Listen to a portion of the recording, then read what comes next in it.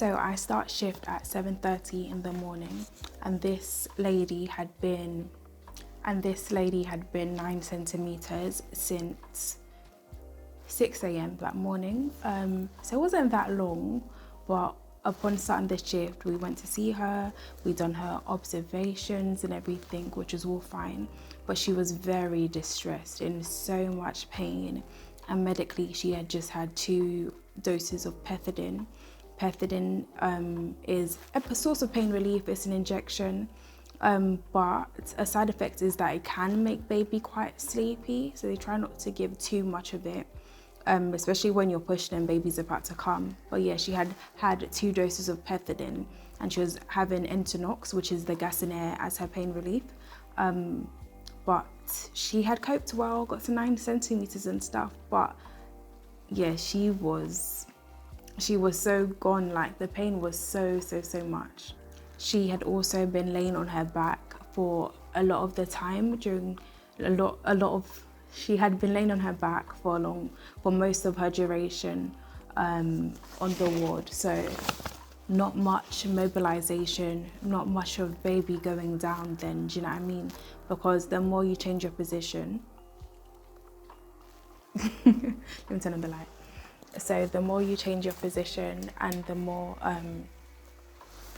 more you change your position and the more mobile you are, the more baby is likely to descend. Yeah. So the CTG had actually switched off, so we had no idea what was happening for a good few seconds, but quickly we got another one and just monitored baby, and everything seemed to be fine. Due to the pain, I didn't examine her. The midwife examined her, and upon her examination, she was still 9 centimeters, and she had one side of cervix which was quite thick, like very thick. As I said earlier, I think I said it earlier, but she wasn't hydrating well at all. In the urine bag, there was only like 20 milliliters, and it was very concentrated. Like, her wee was very orange, like, yeah. So we spoke to her about trying to go to the toilet. She said she already tried, she couldn't. So we did an in and out catheter. Where I used to work, the in and out catheter was its own thing, a small one. And you insert it into the urethra and it comes out into the bowl. But this one was it was basically a catheter. And in the end, we just left the catheter inside because the urine that was coming out was very concentrated and not much at all. So yeah, we encouraged her to drink some more. And then the doctor came in and we changed position as well. We had her on her all fours, but her physique looked very different. Like, it looked like, I don't know, it looked like the position of baby was more so like in her back. Like, it was very strange, and her buttocks. So yeah, anyway, the doctors came in to do ward rounds. At this point, I was just providing support for her, rubbing her back and all of that stuff, because she was very distressed with these contractions. And yeah, so the midwife done the handover, they came in, the doctors assessed her, and they recommended that she get the epidural to help her with coping and stuff. So whilst the epidural was being prepared by the anaesthetist, I took some bloods from her. I took her full blood count, her group and save, and then I took her U's and E's, which is urea and electrolytes, and that is basically for like her kidneys and stuff, just to check everything is functioning well, because like I said before, not much urine and it was very concentrated. With the epidural, I was monitoring her blood pressure, I was monitoring her motor level, so if she can, how much she can move her legs, if she can lift them up, bend her knees and stuff. And I was monitoring, what else was I doing it? Her pain level, how much time she pressed the epidural. I keep looking at my notes as well because it's a lot, trust me. And then, yeah, I used a cold spray to feel to see how much she can feel from like her abdomen down to her legs. And the colder it was, the more she could feel. The less cold, the less she could feel, and sometimes she didn't feel anything at all. So the epidural was working quite well, but her contractions decreased. Like, I mean, she was contracting 4 times in 10 minutes, and then she ended up contracting 1 to 2 times in 10 minutes. It was like, what? Obviously the contractions are bringing baby lower, so sorry about this might keep happening. So yeah, the contractions are supposed to be bringing baby lower. So without contractions, you're not going to progress. So eventually they did another examination and she was 9 centimeters again, but they felt for baby's position a bit more, and baby was, they would call it malposition. I can't completely explain it, but not only was baby back to back, which is kind of what we saw in the physique, but also baby was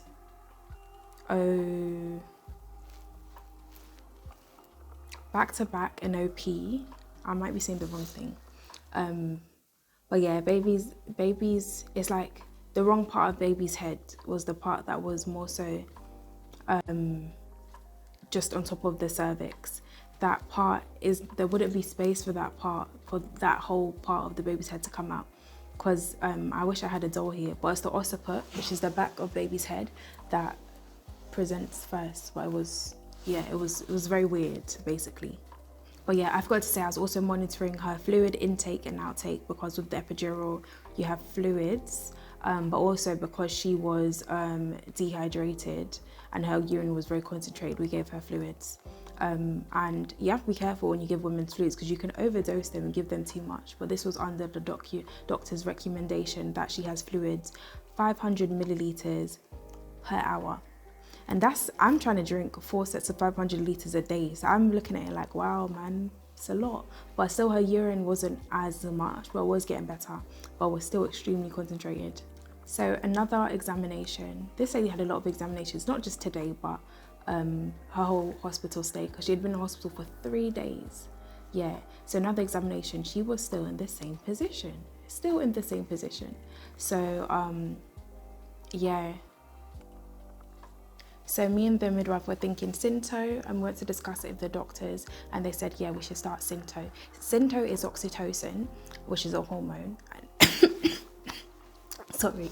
So it's a hormone, and basically the woman had a cannula in her hand. So that's like this. I've shown you my hands as if I've got one, but she had a cannula in her hand, which is like a piece of plastic. It's actually plastic. But it's like tubing that it's intravenous, so it's in the vein basically, and you can pass things into the body through the vein in it. So basically we're passing this hormone oxytocin through the vein, and it helps with increasing contractions, and you can increase the amount that you're giving. So we started that, but her contractions were still very, very, very minimal. So fast forward, yeah, they're discussing giving her a C-section. And I feel like they were putting a lot of pressure on her and stuff. So afterwards I said, no pressure, you guys decide what you want to do. Gave them time to decide. And yeah, and basically they decided that they're going to keep on going with the hormone drip, the Synto, and for an hour, and see how that goes. So me and the midwife actually went on our break. This couple was so lovely, man. Like the partner actually cried on me. Like he cried, and he was saying, oh, thank you so much, like you're rubbing her back, you're helping her, you're supporting her. If I wasn't here, I know she would be in good hands. And I was like, oh, like almost made me cry too. So yeah, came back from my break and he was wearing scrubs. So I was like, so what happened? Like, and then he was saying that, yeah, they'd done another examination and she was still in the same place, and basically the position of baby, like it just, yeah, baby wouldn't come down. She's been in labour for quite a while and stuff, and yeah, so they're going to go with the C-section. So this is my first time doing a section at the trust. And one thing the midwife said to me yesterday was like, just go for it, just enjoy it and stuff. And I realised, let me not complaining that, oh, I haven't done this before, and just go for it. So she asked me, do I want to scrub up? I was like, yeah. And scrub up is basically, you get all clean, you do the 7 steps of hand washing. They've even got something to like clean your nails with, and then you put on a sterile gown and gloves, and you basically take baby. And that's literally it. So that's literally all I did in the Caesarean section. But it's funny, all I had to do was take baby, and I'm there shaking. I'm thinking, what if I drop? Oh my gosh, I don't want to drop baby. Oh my gosh, oh my. I was wearing my sterile gloves and my ear was itching, and I was like, oh, I can't touch my ear. So yeah, anyway, Caesarean section, people think it's just like, oh, like you just cut and it's done, but it's layers you have to go through, and because of the position of baby, they had to be really careful. But as it was her 5th baby, she was more prone to having a PPH, which is like a lot of blood lost afterwards. So anyway, I scrubbed up, got baby, and it was so beautiful because before the doctor handed baby to me, they lift up baby over the curtain so mum and dad could see baby and take pictures, and it was just such a beautiful moment. We got baby, done all of baby's checks. I was bringing baby to mum, but she was feeling dizzy, and it's because of the massive blood loss she had. She actually had a major obstetric hemorrhage to the point that they had to call 2222, which is the emergency number, and report it. So yeah. Anyway, all was well with baby. I gave vitamin K, which is for blood clots, orally, which is something I've never done before. But it's not that deep. But yeah, I gave it orally because they didn't want to give baby injection with oral vitamin K. You give the whole dose, the whole 2 milligrams. Yeah, the whole of it, and then I think they have 2 more doses to give at home, and they give it themselves. So yeah. Anyway, long story short, everything went well apart from her blood loss. So took her to recovery, then we took her to the high dependency unit, and she was totally fine. I supported her with breastfeeding as well, which baby was so good at. It was just like a bit more positioning support because mum has also done it before. She's got 4 other children. So it went really well. But my whole thing with this was like, did this need to happen? And I discussed it with the midwife. The baby weighed less than the baby did on the last scan. And on the last scan, they were saying how, the baby's big, this is why I need to be induced, and the diabetes and all of that stuff. Baby was born totally fine. Baby wasn't even that big. Like, it didn't need to happen. And her 2 kids before, she was actually induced, but she was induced at 40 and 41 weeks. She was 38 weeks. If they looked deeply and gave it some time, yeah, baby would have turned and she could have had a normal birth because all the rest of her births were normal. So they just induced her too early, and it was pretty sad, but we've reported all of that and stuff. But yeah, it was just sad to happen. But yeah, I just dropped my paper. But yeah, so that is it. That is all. That is what happened today. I am back home, so gonna eat, shower, sleep, and then I think tomorrow I've got a night shift, so I'll keep you guys posted on that.